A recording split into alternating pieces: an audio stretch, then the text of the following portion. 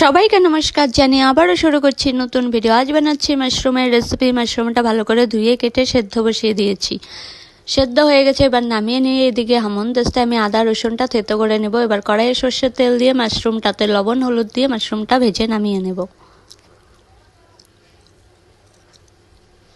তারপর সেই কড়াই আরেকটু তেল দিয়ে জিরে ফোড়নে দিয়ে দিব 1 বাটি পেঁয়াজ কুচিটা একটু ভেজে নিয়ে লবণ হলুদ দিয়ে দিব। তারপর একটু ভেজে নেব। এবার দিয়ে দেব থেতো করে রাখা আদা আর রসুন বাটাটা।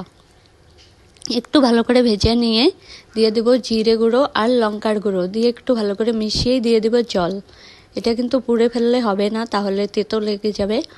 তো তারপর জল দিয়ে ঢেকে দিব 15 মিনিটের মতো, ঢাকনা দিয়ে জাল দিয়ে। এবার দিয়ে দেব ভেজে রাখা মাশরুমটা, তার উপরে দিয়ে দেব ধনিয়া পাতা দিয়ে একটু ভালো করে জাল দিয়ে নামিয়ে ফেললেই হয়ে যাবে সুন্দর একটা মাশরুমের রেসিপি। কমেন্ট করে জানিয়ে